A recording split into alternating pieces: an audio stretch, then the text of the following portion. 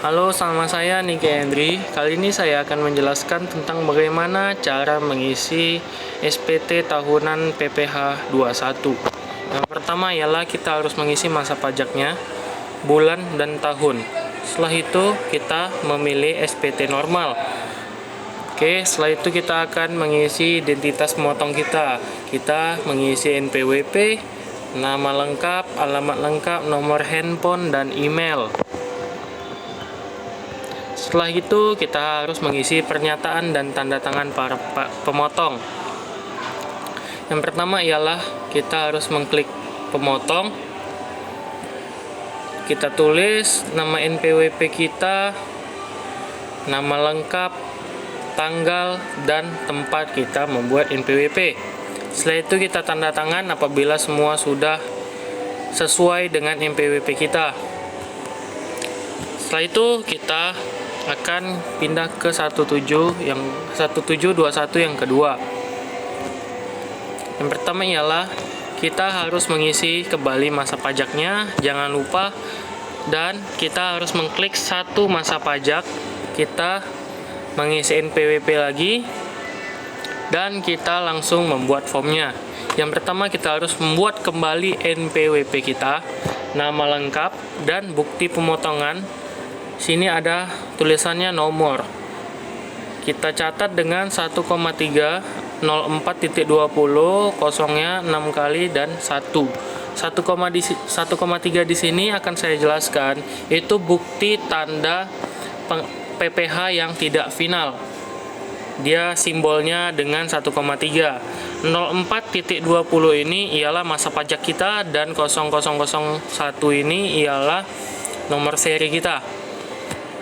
Kita di sini juga mengisi tanggalnya dan kode objek pajak. Dan kita harus mengisi jumlah penghasilan bruto atau gaji kotor yang telah kita terima dan PPh dipotong. PPh dipotong di sini ialah 5% dari gaji kita. Saya buat di sini gaji saya 100.000 contohnya, dan dipotong Rp5.000. Dan di sini juga ada orang yang tidak mempunyai NPWP dengan gaji yang sama dengan saya, tapi pemotongannya lebih besar 1%, sekitar Rp6.000. Oke, setelah itu kita akan masuk ke 1721 yang ketiga. Di sini ialah daftar pemotongan pajak penghasilan PPh yang final. Kembali lagi kita harus mengisi form masa pajaknya, satu masa pajak, dan NPWP pemotongnya. Jangan lupa ya guys, soalnya ini penting. Oke, setelah itu kita harus mengisi NPWP, nama, dan bukti pemotongan nomornya. Ini ialah 1,4, 1.4, 04.20, nolnya ada 6 kali dan 1. Maksudnya di sini 1,1.4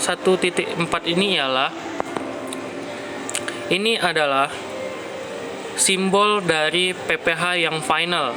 Itu ialah simbolnya 1.4, dan tanggalnya kembali, kode objek pajak, dan jumlah gaji kotor kita. Nah, di sini gaji saya 100.000 juga, pemontakannya 5%, yaitu 5.000.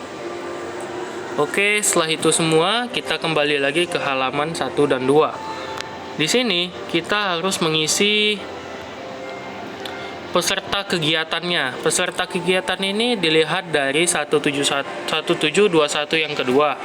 Di sini kan ada 2 peserta kegiatan.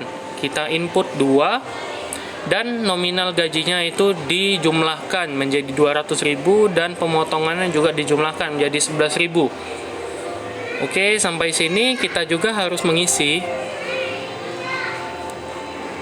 penerima uang manfaat pensiun, tunjangan hari tua, atau jaminan hari tua, pembayaran sejenis yang dibayarkan sekaligus.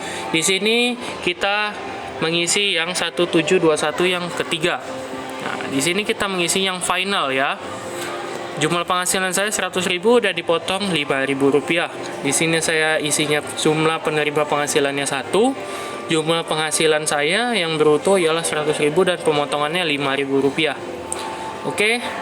Setelah itu kita harus juga melengkapi lampiran-lampirannya. Contoh yang ini formulir 1721. Berapa lampirannya? Kita buat 1 lembar. Kalau yang 171 yang ketiga juga 1 lembar.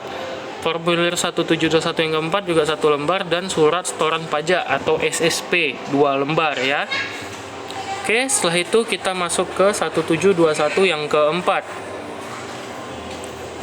Di sini ialah bukti atau surat setoran pajak atau SSP. Apabila kita sudah bayar potongan pajak yang diberikan tadi, maka keluarlah dia nomor NTPN-nya atau nomor bukti PBK. Di sini saya akan menjelaskan sedikit. Ini adalah kode akun pajak kita. Di sini ialah kode jenis setoran. Kenapa yang 100 sama 402 ini berbeda? Ini adalah kode yang tidak final, yang 100. Kalau yang final ialah 402. Di sini kan kita ada 2 pembayaran ya. Oke, di sini kita masukkan kembali tanggalnya dan jumlah PPh disetor sebesar totalnya yaitu Rp16.000. Oke, sekian dari saya. Apabila ada kekurangan, saya mohon maaf. Semoga bermanfaat.